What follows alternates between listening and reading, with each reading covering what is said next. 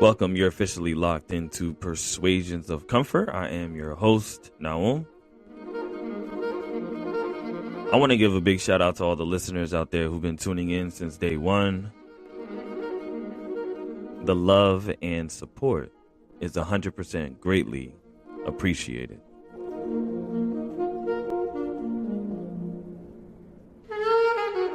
Let's get it.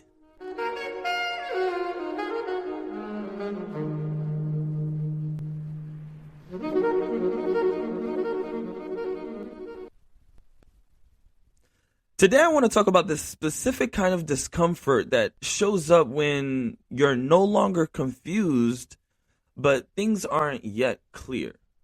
You're competent, you're capable, and you're doing all the work. But something inside you keeps asking, who am I? And what's next? What if I told you that this lingering question in your mind has nothing to do with failure and everything to do with growth? I chose today's conversation intentionally for the people listening who are navigating career evolution in real time, especially tech professionals, mid-career changers, and strategists who feel misaligned in a world full of comparison, hot takes, and increasingly noisy advice. I'm very excited about today's episode because my guest, Deja White, is going to help me unpack some of the talking points that we have for you guys.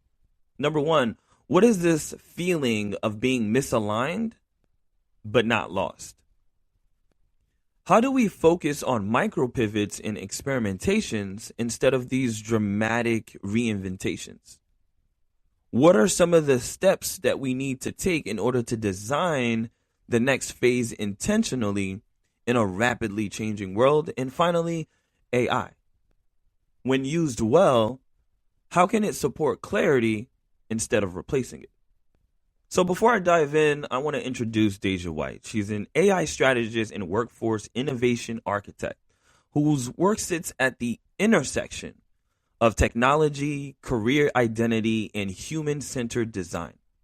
In just 60 days, Deja architected and launched one of the first federal supported AI literacy programs in the US. She's the founder of Breakroom Buddha and leads the product studio behind Career Copilot in Scouta. Scouta is an AI-powered tool designed to help people navigate careers with clarity without being overwhelmed. One thing I want to say that I appreciate about Deja is that she doesn't just treat career confusion as a lack of motivation or discipline. She treats it as a design problem that requires understanding state, story, and strategy. Deja, welcome to the show. Hi, thank you for having me. That was such a lovely introduction. Yes, I appreciate you for being here. So, Deja, I want to start here because your work sits at a really interesting intersection. You're working in AI, workforce innovation, and career navigation, but beneath all of that is identity. When did you realize that career confusion isn't really about skills or resume, but more about the person themselves? It all started with me. So in my own career, I operated like my own strategist. I always tell the story about the moment I was working, I was young in my career, and I had a supervisor come to me with a promotion. Um, and as I was looking and reading through that promotion, it had nothing to do with what I actually really wanted to do in my career. And I was like, uh-oh, I'm not presenting or speaking clearly enough about the things that I actually want or like. So I started strategizing within my own career. So, like, who are the people that I need to talk to? What are the experiences that I need to be getting in order to usher me towards the direction that I wanted to go in? And as I started to navigate and land jobs that I wanted or looked cool to everyone on the outside, I started hearing other people come to me like, how did you get this job? How did you land that thing? I think I want to do this thing, but I don't know how to do the Mm-hmm. thing. And I'm like, all right, so you have to sit with yourself and actually be clear and take the time to journal. Like I journal untraditionally. A lot of times I'm just jotting notes down and things like that, but I'm really big on career journaling. Like write down all the things that you can do, all the things that you want to do, and then patterns start to emerge. You start to see, all right, this is the direction that I can clearly take myself in. This is how I can start planning my steps to get there. And it in the end it reveals your identity. So you get a little bit clear on who you are based on the patterns that you're seeing and the things that you naturally gravitate towards as you're planning your career. I don't think a lot of people take the time to do that. And I've sort of started doing it with people, not for people, but with them. And I guess that's my proof that the identity piece works. So when you sit down and you journal and you look for your patterns and what you naturally gravitate towards, you start to reveal who you are, your identity, and where the work fits in that part of your life. One thing that I found interesting in your response is that when you were given this promotion that you realized you weren't interested in, it seemed like you kind of already knew what steps you needed to take in order to find your niche or carve out your own lane. You mentioned that you started strategizing within your own career, identifying the people that you needed to talk to and what experiences that you needed to have in order to be in the space that identified with who you are. Did you already have this vision in mind, or was it all experimentation? Yeah. So I'll tell a quick story. So throughout my career, I've been an experimenter, especially in college. I just found things that I was curious about and I dove into it and I just naturally followed those insights. Well, at the beginning of my career, I did something similar. I said I wanted to work in tech and I kicked off my career in tech. And then after that, I was like, all right, I've been in tech. I've done the thing that I said I wanted to do. What's next?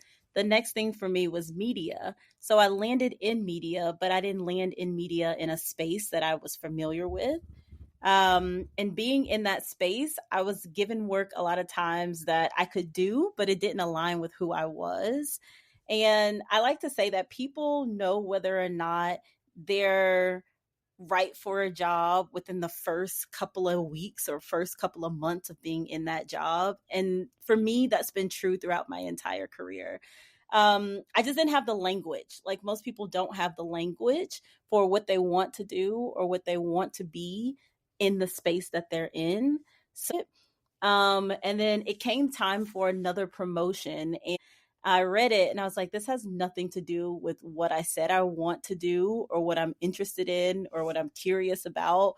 And I knew in that moment that I like had to get out because I realized this later on, not in that moment particularly, that the way that people meet you a lot of times is the way that they always see you. And sometimes you have to leave those environments so that you can continue to grow.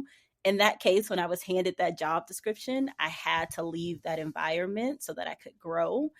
And now in the work that I do, I honestly, I lean on my personal experiences. I was talking to someone and they were like, "How many jobs have you had?" I was like, "I think I'm on like job 30 right now." Like I've had a lot of jobs, whether it be volunteer, paid full-time, part-time, like just so many.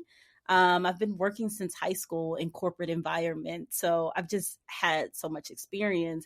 So when I give people advice or the way that I lead and think about careers is from personal experience.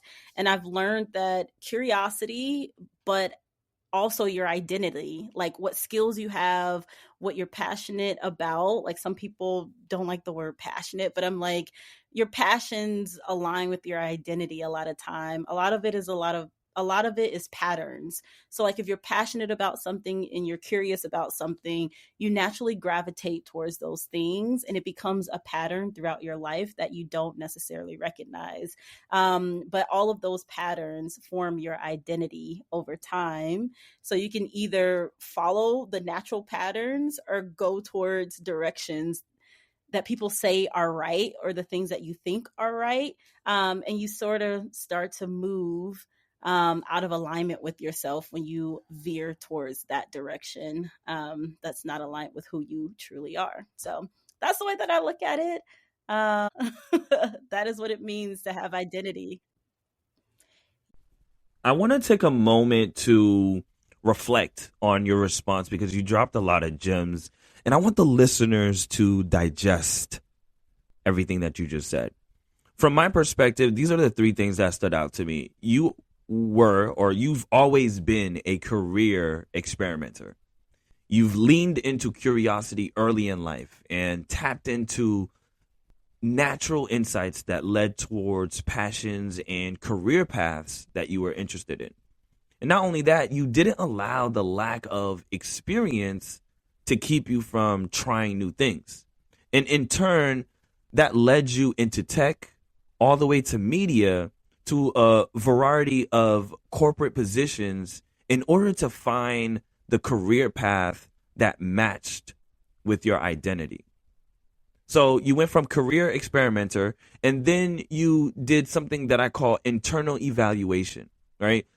I like this concept that you mentioned about evolving into a new version of yourself, but the people around you were constantly viewing you as the old version of who you were, as in others were not able to keep up with the evolution of who you are becoming. And because of that, they were stuck on who they wanted you to be within this space that you were confined in. And although the focus of this episode is career, that space could be family, relationships, friendships, partnerships, situationships, all the ships, right? And finally, external clarity. Once you realized what was happening around you, you made a decision to leave those environments because they were no longer conducive to your growth. And honestly, this is difficult to do because once you are comfortable in a space, it is hard to leave that behind for the unknown future. You were able to find success in the unknown future by leaning on personal experiences in order to carve out this lane that identifies with you. Whereas the rest of us, well, a lot of us, some of us, are stuck in spaces that don't actually represent who we are. With that being said, what were you noticing in people, especially professionals, that signaled something deeper was happening? Was there a moment where you saw high performing people still feeling deeply misaligned? What was the differentiator between what they were telling you and what you were seeing through your personal experience? Yeah, it took some time. Like I said, everything spears from my own understanding and how I navigate through my own career. So a lot of times people tell on themselves. So I told someone the other day, I can listen to you for 5 minutes, like, and be able to tell you what direction you need to go in. But I've stopped doing that recently. I don't tell people what to do. I just give them hints, or I push them towards a certain direction. When people talk, they'll tell you. I wrote a post a while ago about like shadow work. I call it shadow work. So your main job may be one thing, but what do you do after work hours that you don't get paid to do? If someone's talking to me and they're like, oh, I go help the little league team in my local community do XYZ. Okay, some people get paid to do that thing that you're doing for the little league team. What's stopping you from figuring out how to get paid to do that as well instead of doing the job that you hate right now? The things that you engage with when you don't have to, that shadow work that you could be getting paid to do, the things that you scroll on social media and look at for hours, someone somewhere is doing like real work that they're getting paid for to talk about that particular topic or study that topic deeply. So I like to look at the shadow work that people talk about or they experience or they spend their hours looking through. I sort of become like an investigator or a journalist. Like as I'm listening to people, I'm putting pieces together in my head. I'm like, oh, you do that thing. Most people hate that thing. Do you know you can get paid to do that thing? Like I'm just a journalist. So that is how I can draw it out of people a lot of times. And like I mentioned, I stopped telling people what to do. So I just keep asking probing questions and I put dots together for people and allow them to make their own decisions when it comes to navigating that path or identifying where they should go next in their pivot.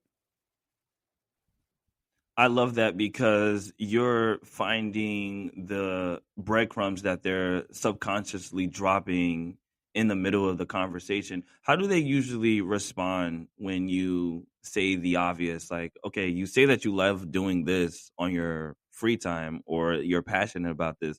Did you know you can make money off of it? How do they respond to that? People people normally just don't know how. So they're shocked and they're excited, but they don't know how to do it. So that's partly the reason why I created Scouta. I know we're not there yet, but when you think about it, Scouta is me. Like someone's talking about something that they like, and then the tool tells them exactly how to get started doing that thing or making money doing that thing. It's literally me, just in like a tech tool. But most people, they're just a little bit nervous about how to get started, where to go next. And if they're not nervous about that, they're nervous about taking the actual step because they're comfortable doing what they've been doing and they know how to do what they've been doing. So it's a mixture of emotions. Not everybody takes the step. Some people sit with the information that they have and then just sit with it. But yeah, it's a mixture of emotions. Nah, perfect. That's a perfect segue into the next section that I wanted to talk about, which is the state. Because a lot of people who are listening, they're not confused, they're just uncomfortable, or maybe they're too comfortable, right? They're productive, they're capable, and even successful, but maybe that internally fades at some point in time. From your experience, how does misalignment actually show up emotionally and mentally? And what are some of the signals that people tend to ignore that you notice that people ignore at first? Ooh, I'll speak from personal experience. So I kicked off my career in marketing. And by maybe my third marketing job, there was something in me. I was like, I think I need a break. Or I think I want to leave marketing, but I didn't know where to go next or what to do. So I think that is how it normally shows up. People are burnt out and they feel like they need a break, but they don't know where to move next. So they just keep going back to the things that they're used to. Same thing with me. I'm a firm believer that things get worse, not better, if you already know in your heart that you're not supposed to be doing a thing. So in my case, I kept doing marketing jobs, and every single marketing job I went to, something went wrong. Like it was a bad work environment, or I had like a micromanager, or it was just like little bitty things. And I'm like, you see, I'm going through this because I know deep down I'm not supposed to be in this environment anymore.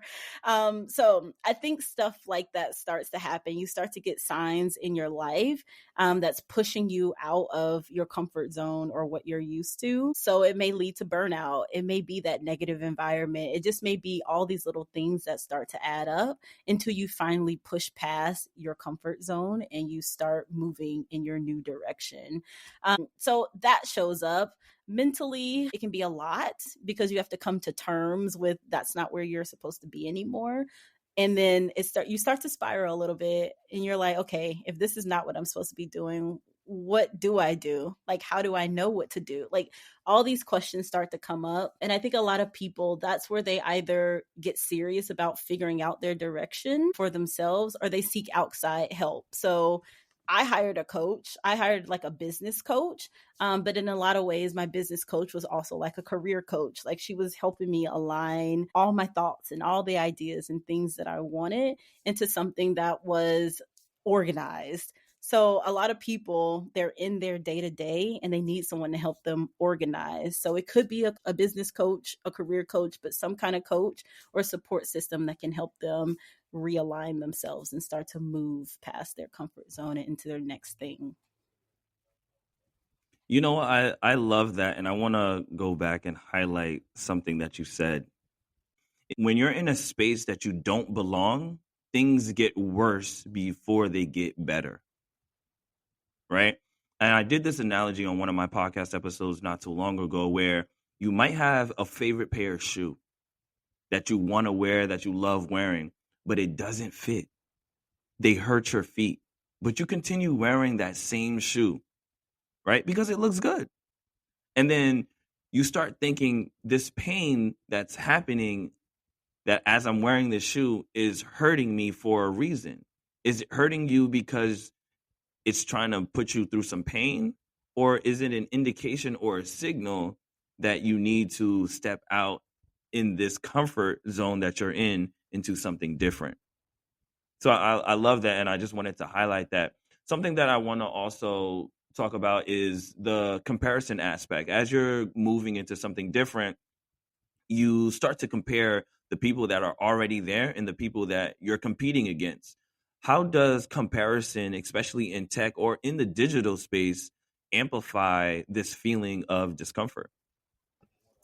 I like to look at things on like a 0 to 100 scale. I think when you're looking at other people and how they move through their lives, it makes it feel like it's at 100. Like you get tings of jealousy, you feel like you're behind. But for instance, if you're in a pivot, of course you're behind because that person may have been working in that space or in that part of their journey for like 10 years and you were somewhere else for 10 years and now you're pivoting to something completely new. So you're starting at 0. So it's hard if you compare your 0 to their level 10 or their level 5, whatever it may be. So I think social media makes it worse. I wrote a post recently about how documenting every part of your day to day didn't exist. I was like nobody was documenting like how to badge into their office or what kind of coffee they're drinking or the train ride to the office. Like none of that was a thing. And I'm glad it wasn't because I would have been looking at other people's lives. Like I was in Atlanta. Some of my friends were in LA and New York because we all worked in media, but in different parts of the media industry. But I probably would have been jealous if I saw people doing a bunch of cool stuff in LA because Atlanta was like, it has always been like a stepchild in the media industry. It's getting a little better now.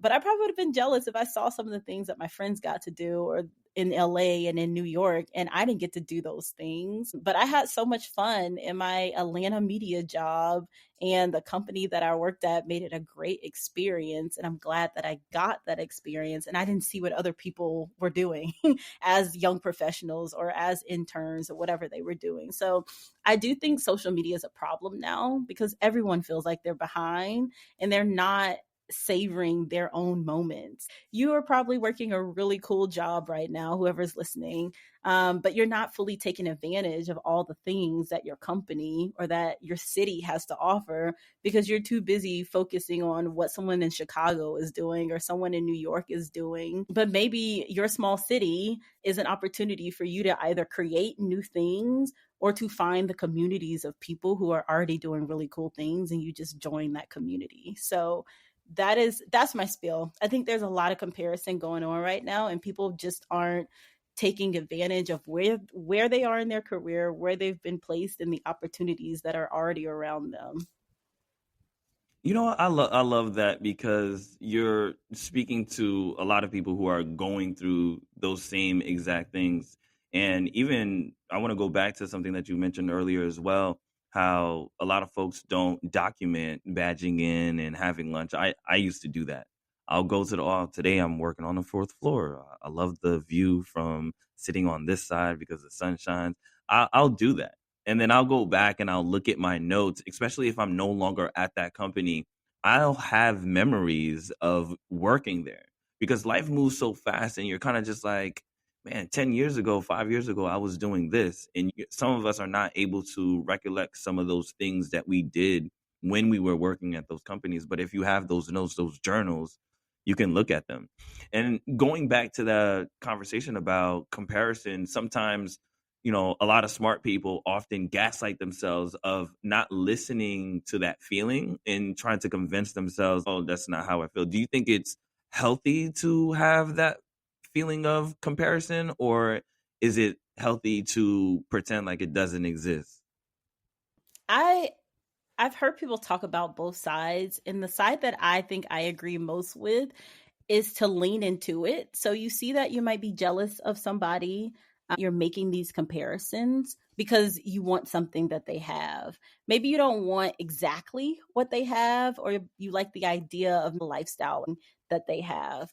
So I wrote a post about this recently, actually. I don't know if it launched yet, but I basically talked about how I would go on people's LinkedIn pages at the very beginning of my career, and I would look at some of the experiences they had. And I was like, ooh, how can I do that too? So I saw someone was like a script reader for a local film festival. So I figured out how to become a script reader for the local film festival. I wasn't really necessarily comparing myself to them, but I liked the experience. And I was like, oh, this sounds like something that I would like to do. So I just figured it out. Like I turned into a journalist. It's like, how can I do this experience too? I did it. I didn't necessarily like it, but I think that's a healthy form. If you are comparing yourself to someone, like you see an experience that someone has, how can you recreate it in the world that you live in? So maybe you don't have a film festival where you can be a script reader, but you want to be a script reader. Go to a local theater company. There are so many, especially if you live in like a bigger city. There are like a ton of little smaller theater companies that do like table reads or they write scripts. It's like a community. You could go into those spaces and offer to be a script reader and to give notes on their scripts. You don't have to do it at a large film festival. So that is the way that I look at it. So like if you are comparing yourself, just go ahead and figure out the smallest most approachable way that you can get that experience, so you're not sitting there just comparing yourself, you're actually taking action. And if you find out like I did that I didn't like that thing, I'm like, all right, I can move on. I lived out that fantasy. No need to compare anymore or wonder what it would have been like because I already experienced it. So Yo, honestly, I never even thought of that. Like the fact that you can take something and look at it from a different perspective is amazing because in this realm of comparison, most people would look at it and say, okay, you know what? I'm a failure. I'm not going to be able to compete with this or that. I have two questions before we move into the next section, which is story, which I love that you mentioned that. But before I want to really engage in this part is how do you help someone who realizes the comparison aspect and the misalignment? How do you let them know that it's not failure?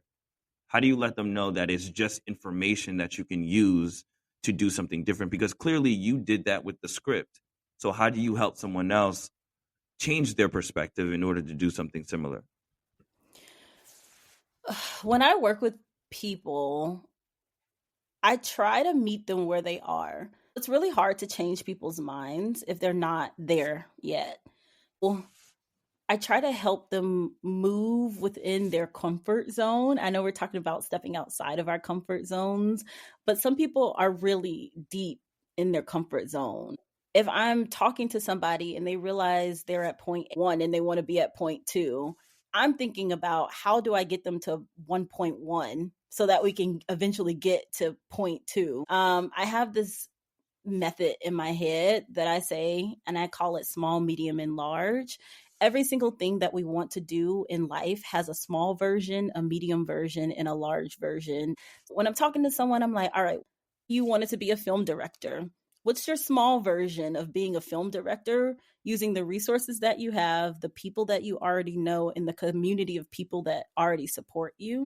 I like to call it Nepo baby energy. I think we're all Nepo babies. We all have people in our lives that want to see us succeed. We just have to ask. Even though they're not famous and we're not famous, we still can move through life like Nepo babies. So how can you tap into your Nepo baby ecosystem or your Nepo baby community and then do your small version of whatever the thing is? And that's how I like to help people. That's the only way that I can help people, because if I try to get them to that large too fast, then they shut down and they never want to take action. But at the end of the day, the action piece is what helps people move to that next level. Yeah, I think a lot of folks tend to misidentify how deep into their comfort zone that they're in. And they think that it's so easy to be able to pivot, to be able to change direction overnight. And I think that's one of the misconceptions that I see and that I actually work through myself, where I've been through so many different pivots in my life to the point where I understand when, how, and strategically to pivot without losing momentum, to pivot without having to feel like I'm starting over. And that kind of brings me to my next point. We talked about state, and I want to talk about story, right? Once you name the state, the next level or the next layer is story. You want to be able to identify the narratives that you're telling yourselves when you're looking to make a change, when you're looking to try something new. What are the narratives, or what were the stories you were telling yourself when you were navigating to redesign your career path? Yeah, that was tricky. I remember a distinct moment where I was like crying because I was like, oh, it was back when I was trying to move from one of my first jobs in my career. And I could not, for the life of me, figure out how to pivot out of the work that I was doing. And it got to the point where I was just crying. I was like, how do I get out of, how do I get to my next level? Like, how do I pivot? It's so hard. The things that got me to rewrite the stories that I was telling myself was talking to different people. This is why I'm really big on conversations and the idea of networking, because you don't know what you don't know, and you don't know how to piece together the skills that you already have unless you're talking to other people, especially if they come from a similar background as you. So that's what I started doing. I started talking to different people who are a little bit further ahead, maybe 2 to 3 steps ahead of me in their journeys. I'm really big on community organizations as well. So started going to things like hackathons. And hackathons are not only for people who know how to code. Like, I love hackathons so much. Yes, I know how to code, but when I go to hackathons, I do not code. I don't code. I don't code a thing. I use it as a social club. And I just started experiencing a bunch of different things. And the more that you get out and you experience, and the more people you talk to, you start to connect dots. You're like, oh, I'm doing this thing. This other industry also needs that thing. Maybe I can work in that industry for a little bit, use the skills that I already have, but layer some other things on top of it. And after I layer those skills on, I can take those new skills and move somewhere else. Like, you just have to, it's like you're building like a sandwich. Like, you have to start layering the things that you learn, the people that you meet, and the things that you do on top of each other until you're no longer on that bottom bun. You're like so far up and you didn't even realize that you're this far up, because you've just been stacking all your skills and your people and your experiences on top of each other. So that's the way that I look at it. And that's how I started to tell different stories about myself. So I'm like, I'm a woman in tech because I'm helping with the girls who code after school programs. That's a new identity that I started to get. Or I'm a woman in tech because I'm going to these hackathons and like I actually do understand what's going on, even if my hands aren't on that keyboard. So like, you start to identify and align yourself with these different identities as you meet new people and go to these communities and things like that too. Again, I think that's amazing. I thoroughly enjoy listening to your stories because you have a way of taking specific narratives and expanding it into something where you are finding how it fits into your niche, how you can redesign it into something that fits in your identity or for your identity. I remember when I started doing hackathons, I did this one hackathon here in Tulsa called the 24-hour innovation boot camp. And they had three different sections. I think it was one was architect, creative, and dev. I was a architect slash dev. But because I'm a dev guy, I only wanted to stay in the dev side. Someone challenged me to stretch my brain muscles to learn something new. So I went to the architect workshop and it was mind blowing. I love the presentation. Shout out to Dominic. And I started viewing engineering in a completely different way. At the time, I was already within my tech consulting career, and I started applying what I learned into the space that I saw myself in. And after your workshop at Global Entrepreneurship Week, I wanted to tap in with you because similar to you, I felt like I was in the intersection of messy real world problems, tech execution, and business outcomes, where I didn't live at the extremes of pure researcher or pure product manager, but I understood how to translate architect and ship it into something that actually is impactful. Right. And I feel like it put me in a rare middle zone where a lot of AI organizations desperately need it. Throughout this pivot, I no longer wanted to see myself as just a full stack engineer. I'm not just a coder. How do I translate the experience in my skill set in software engineering into the AI space? AI systems architect was my first go-to, right? Because I was able to design systems, not just demos. I can connect the tools, the AI agents, and the workflow automations into reusable products.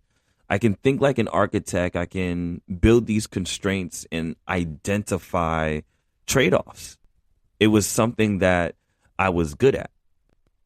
And I'm going to use your term here. I was doing a lot of shadow work in applied AI product engineer. I already had the engineering mindset, and now I was tapping into product awareness secondly, where now I'm building MVPs pretty quickly. And because of that, I decided to start learning about the founder and startup ecosystem.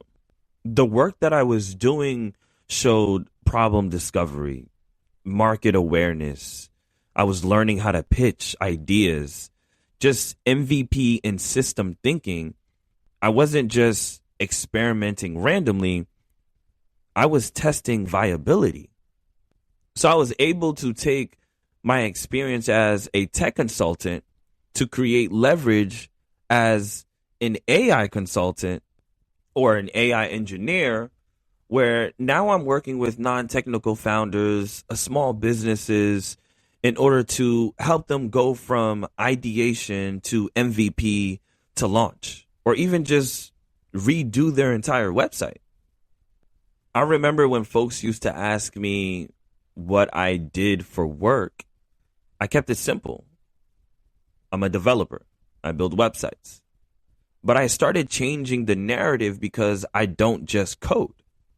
I design and I build applied AI systems that turn real business problems into working, maintainable products.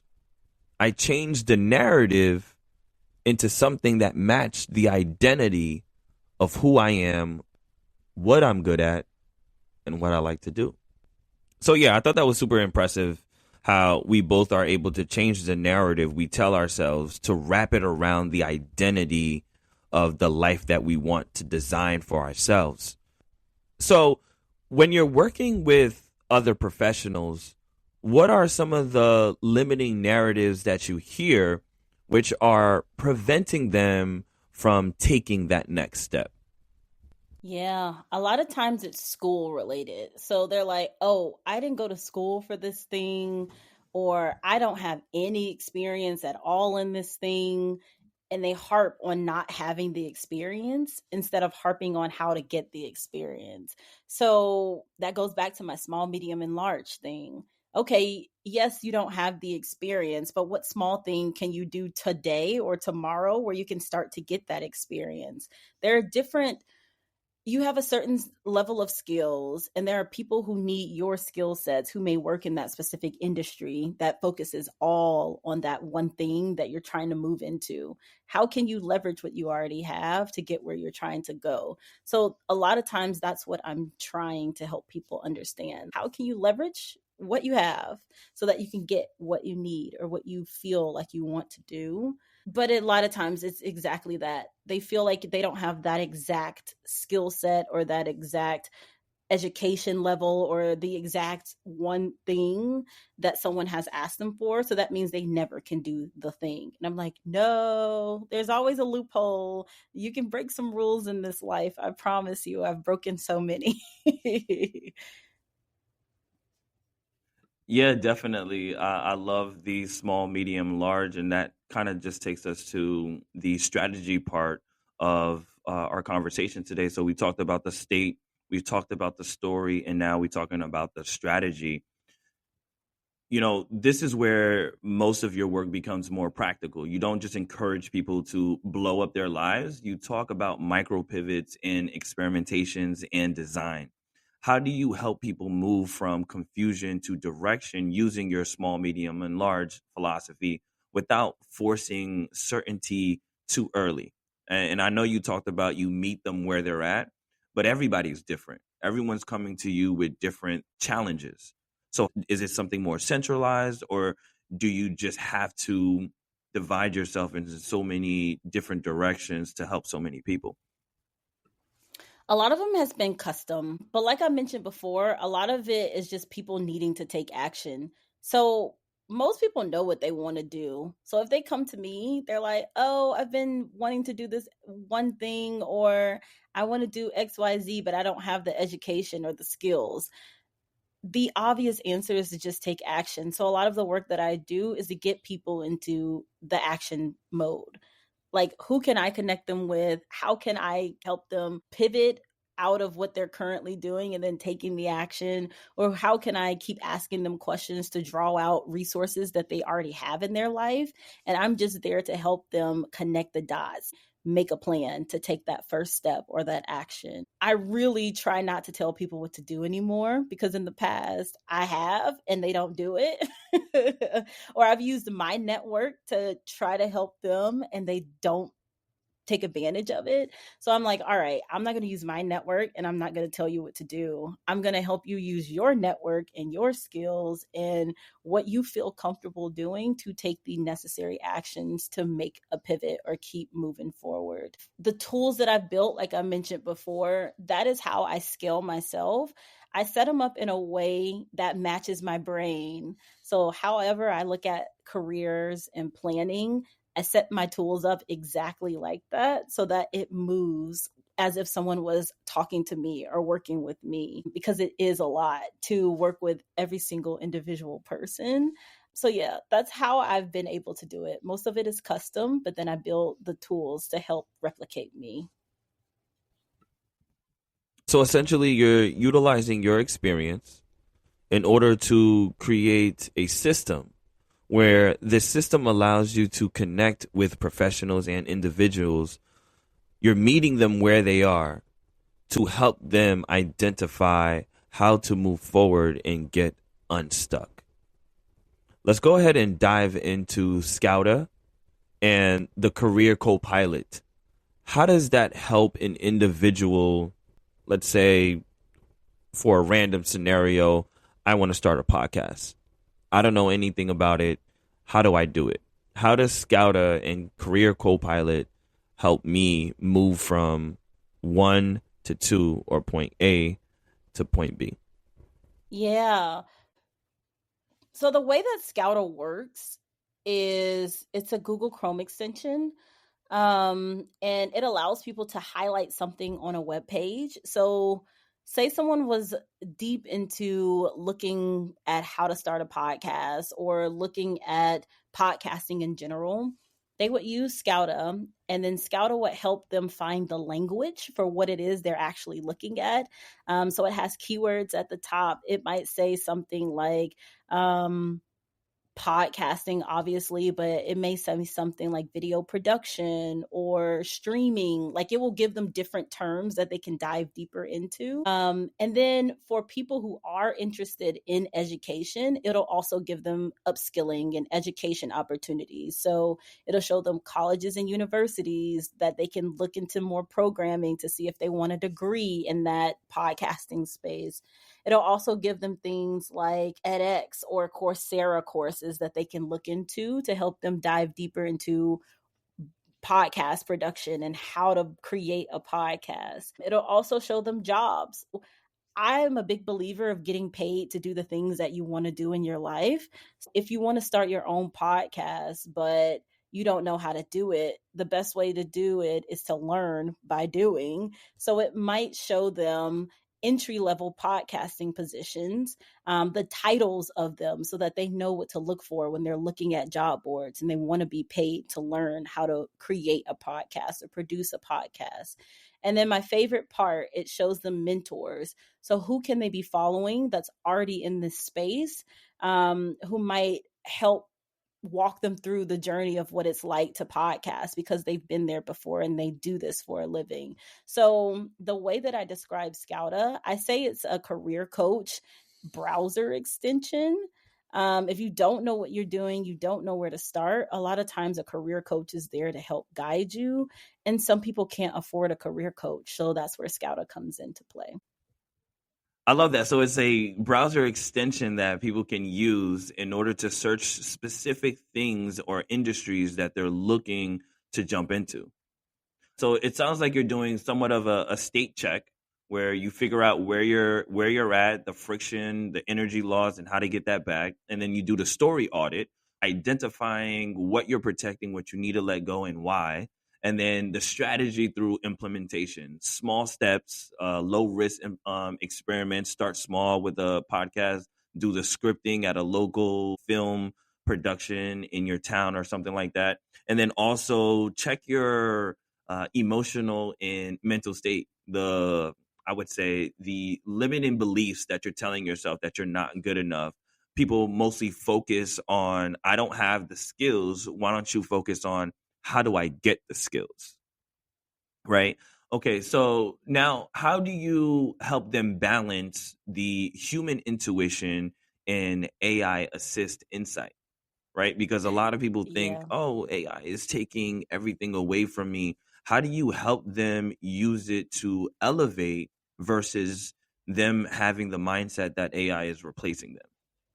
Yeah, I always say you have to treat things like you're a journalist. So you're trying to get information. You're not trying to have it tell you what to do. So, say for instance, someone has used Scouta and they get this snapshot of all the mentors, the resources, all the things that they need. The next thing they can do is put all of that into an AI tool and have it generate a plan for them or an action step for them to take based on the information that they just surfaced. So the way that I look at it, I'm like, how can I use AI or how can I get people to use AI to take action? Not to sit there and have it tell you what to do and you have conversations with it all day, every day, and you stay stuck and just like read. You need it to help it surface things that you may have never thought of or you may have never considered, so that you're actually actively taking these actions in real life. I like to say it's like a partner. It's like a partner in crime for whatever you want to do.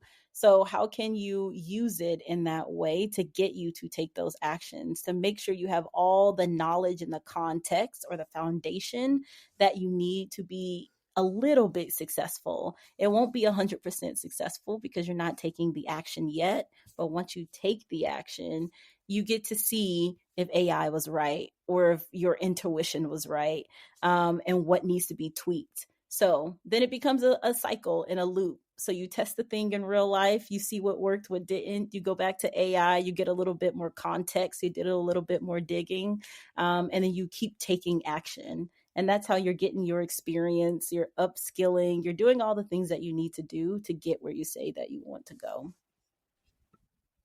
See, I feel like your vantage point at this moment is very rare because you're not just talking about future work, you're talking about building tools to assist your daily workflow, right? And as you're speaking and saying this is how you use it, I feel like a lot of people are lacking creativity. They're lacking the creativity on how they can use AI. So, what do you think most people misunderstand about AI and how they can utilize it in their career for clarity and for insight? Yeah, I think a lot of people use it like Google. So when you go to Google, you ask a question and you get an answer. Or you may not get an answer. Google has trained us to actually do research without people realizing that's what we've been doing.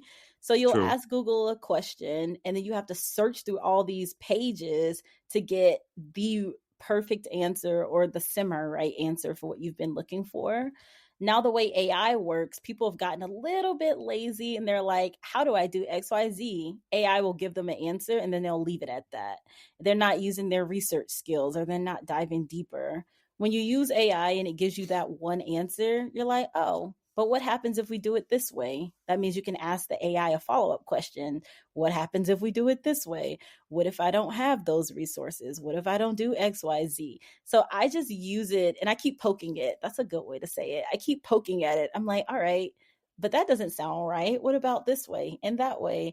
And what if we look 10 years into the future? What if we combine my skills that I have now and then an industry that lacks workers? Like where could I possibly go in my career or in my life if I go that direction?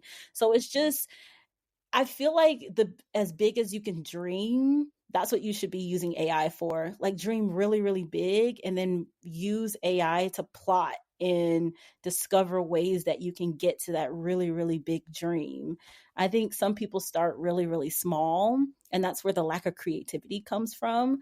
They can't see past the current moment or the current challenge that they have, and they forgot the dreams that they had in the past or the big dreams that they have for the future.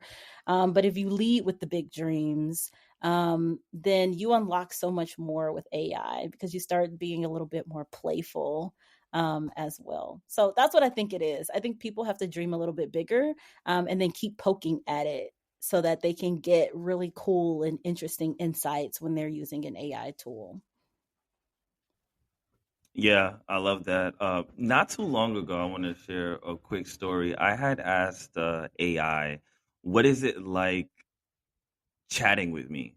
And then generate an image of what it's like chatting with me. And chat, man, it's crazy. It said, in reality, chatting with you is nothing like talking to a brick wall. The image that it gave me was a brick wall. You're deeply curious, layered in your thinking, and constantly looking to push beyond the surface level. The brick wall is an image, is more just a joke of how some of your questions are so direct and open ended that it can feel like I'm being tested, like you're checking to see if I'm really listening or just giving you fluff. And the reason why I wanted to share that is because you said that a lot of folks use AI or chat as if it's Google, right? And I love the analogy that you gave where Google usually forces you to do more research. It forces you to go in and double check the things that it's saying versus it you put in a prompt and it gives you a response and you're kind of just like, all right, cool, I'm gonna just run with it. I want to give a quick shout out to Ian Dunlap. He had said something in his podcast episode on Market Mondays where he said that a lot of folks are getting lazier when it comes to AI. When it comes to ChatGPT, they get lazier. You're not doing as much work as you used to do. And based on your response, I'm like, yeah, you're actually right. A lot of people don't actually double check what chat is saying. Like, as chat just said to me, it's just like, oh, why are you double checking what I'm saying? Why can't you just believe me? I'm like, no, I want to know if what you're telling me is right. I always ask chat, why are you giving me this response? and what are the pros and cons of me going with this option. And then I would always dig a little bit more. I would ask additional questions, and then I would combine everything together to get the best result. So I love the fact that you say that. What do you think? What How do you think institutions and individuals need to rethink guidance at scale when it comes to AI? It's so tricky because the way that guidance is done now is leaving us where we are now with people who are lost, and don't know what direction they want to take in life and in their career. So I think it'd be extremely dangerous if we start building tools based on the way that we guide people now. And instead, we have to look at it from like a human level.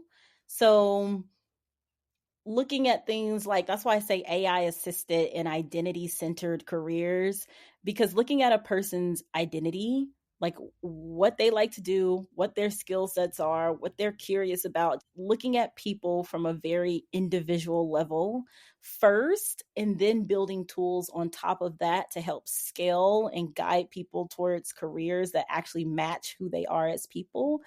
I think that's the direction that we should be taking. And if we are building new tools and systems, I don't know why we can't build in that way. So that is what I think people should be looking for. Do I think it's happening? Maybe in some spaces.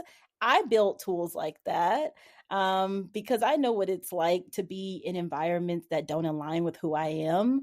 Um, and when I feel like I have a theory, I feel like people, when people are in roles and in jobs that they genuinely dislike, they bring down the energy for everybody else who are in those spaces or those roles that they like. You have a bunch of people who like doing what they do, and then you have one or two people who hate doing what they do. So it just causes friction, and it's not a good time for the people who's working in that environment. It brings down the productivity. The vibe of the entire company goes down the drain. Like, it's just not necessary if everybody sat with themselves and were honest and were like, okay, I have these skills, but is this the job for me? If the answer is no, go find another job. But if we had guidance people, so like career coaches, guidance counselors, all of those people who help people figure that out early on in their careers, they wouldn't be acting the way that they act or being in certain spaces later on in their career. So that's how I look at it. I don't know if we'll ever get to a place where we design tech and systems like that. I will continue to design like that. So maybe it's me that will change that. But a lot of times companies, especially when AI is involved, it's all about money. So they'll build what they feel will make them the most money, not necessarily what's best for the people that are using those tools. Yeah, America runs on capitalism. So it could be all about the money. Maybe the people at the top, the powers that be, don't have the time, or maybe it's just not a priority to create these guidelines. It's up to us, the people who are at the forefront of the AI space, to create these guidelines and then distribute them to the public. As we're talking about this, there might be people out there who see AI as noise.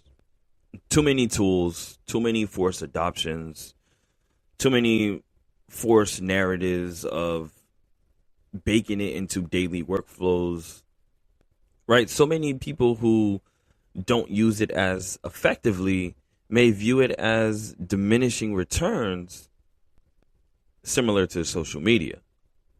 What guidance would you offer to someone with that perspective? How can AI be intentionally applied to actually support focus and drive productivity instead of adding to the noise or to the distraction? You mean people who use AI tools? Like, how can they not contribute to the noise? That direction almost. Yeah. Okay. When I talk to people who use AI day to day, I'm one of those people. I use AI every single day. I what those people have in common, including me, is that we're using AI to accelerate what we're doing, not necessarily just to be talking or doing things just to do it. So I think that's the way that people have to start looking at it. How can you accelerate? So I'll give an example.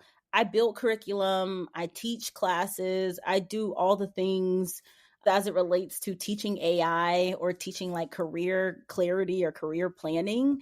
When I use an AI tool, I am gathering my thoughts, trying to make them cohesive. So if I'm teaching a lesson on interviewing prep, I know how to interview. I've taught other people how to interview. I have blog articles and posts about interviewing.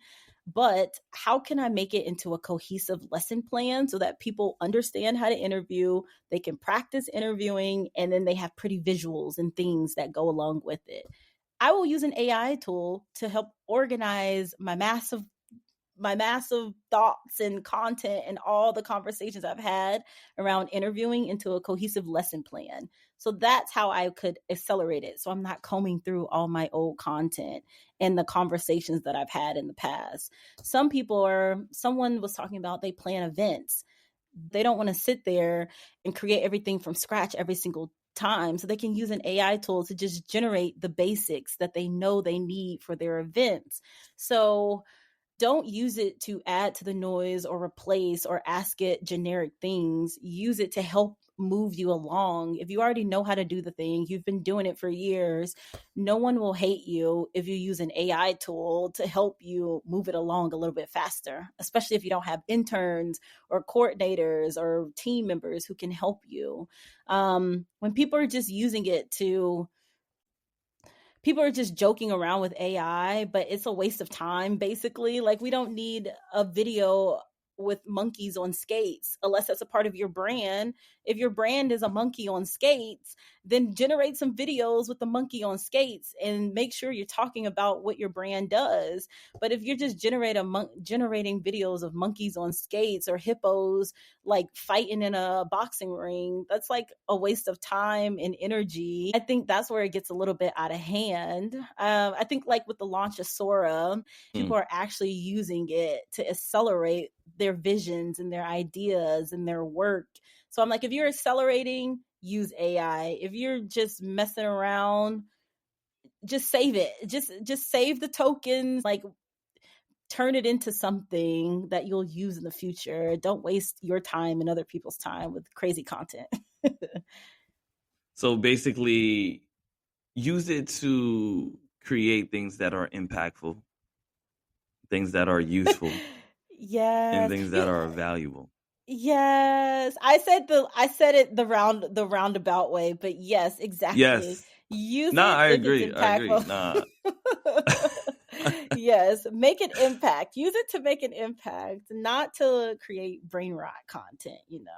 Gotcha. Gotcha. Okay, so if we're looking at high level overview of all the things that you've done, the work that you're doing, what are you experimenting with now in this season, and how has your impact evolved since you started? That's so that's like a hard question. When I look back at the work that I do now, I'm in the career space and I've been doing Break Room Buddha since 2019. So it's been a while. When I first started, it was targeted towards young professionals. So just graduated college. They were lost. They were coming to me asking me questions about how to get their first job. I've outgrown that conversation in general. And I realized that it's a bigger challenge. Like, it's not just young professionals trying to get their first job. It's people who've had jobs, they've been laid off and now they need their next job, or they've been working for a while and now they want to pivot because they realize that they've outgrown the spaces that they're in. So I've just realized that at every single level, we have to identify and reinvent ourselves to keep moving forward in our careers. And that's what Break Room Buddha has become. Like, how can I help people think through who they are in the season that they're in right now and then pivot to who they want to be or where they're moving towards? So at first to start off as a blog, but now I do workshops in person and I teach people, and I've layered in AI. Like as tech evolves, I bake it into the work that I do as well. So I think that's how it will continue to elevate. Like I'll always talk about the same topics. It's always identity. It's always your career planning, because I don't think enough people focus on career planning and career strategy. But as technology grows, as I keep having more conversations, as I keep teaching new generations of students, it'll always evolve, but it'll always be about work life. I don't want to say balance, but work life. What's another word that's not Integration. balance? Integration. There we go. Work life integration. It'll always be about work life integration. That's what Breaking Yes. Buddha will always be about. Yes, I am a work life integration. I don't believe in work life balance. I Yeah. feel like I used it's only to. works. Yes, I I used used to. to, but now I don't either. Yeah. Yes. Yeah, I Yeah. feel like work life balance is usually for the people who are comfortable in the space that they're in and they're not looking to expand. They're not looking to grow. They're okay with 150K. They're okay with working at the same job for a certain amount of years. They're okay with not moving around and not leaving the state that they grew up in. I feel like work life integration is how do you, one, redesign the life that you want, and two, integrate the things that you're working on or things that you're engaged with and add like family to that, add friends to that, add traveling to that. When I talk about work life integration, that's what that means to me. And I feel like the work that you do is not just grounded in who you are, but Yeah. it's something that is always evolving into who you're becoming, right? Yeah. That's a good And way to so say it. everyone who's listening, I want to leave some sort of a reflection piece. Misalignment doesn't mean you're behind. It means you're early to the next version of yourself, right? So take 5 minutes after this episode and ask yourself, where do I feel friction right now? What am I still feeling about who I am and who I feel like I have to be? And also, what small experiment could move me forward towards the alignment that I'm looking for? And Deja, I want you to be able to share where, if someone wanted to reach out to you, how can they do so? How can they get in touch? Yeah, I talk a lot on LinkedIn. I always tell people when they connect with me, and like fair warning, you will see me pop on your feed maybe a couple times a day, not a couple times a week, a couple times a day. But yes, you can find me on LinkedIn. I'm always chatting on there. I use it like a big group chat. Breakfrombuddha.com, that is what started it all. I will never take it down. So you'll see posts from when I was at the very beginning of my career, talking about my experience and interviewing young professionals about how they navigate life after college. I have a podcast as well. It's called Thrive Now, and you can find it on Spotify or on YouTube.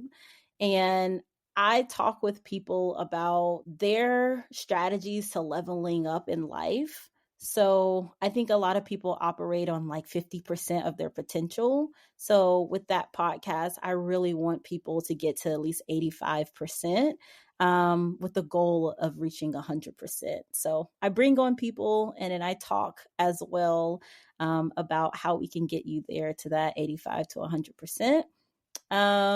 And then what else? Scouta, you can download it. It's on the Google Chrome store. And Career Copilot, I didn't talk much about that, but it's aicareercopilot.com. And it's just a career coach platform. So you can get your resume analyzed, you can practice for interviews.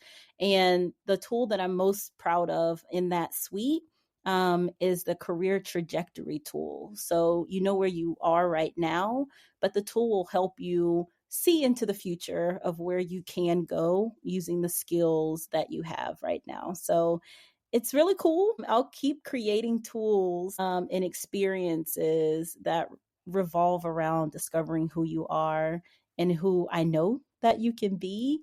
So yeah, just give me a follow, reach out. We can have a chat anytime as well. But yeah, that's a little bit about my world and all the things that I do. Love that. Yes, definitely tap in with Deja, everyone. And if this episode meant anything to you or if it resonated in any way, share this episode with someone who's evolving quietly and might need permission to redesign the next phase intentionally. Until next time, stay curious, stay intentional. I am your host, Naum.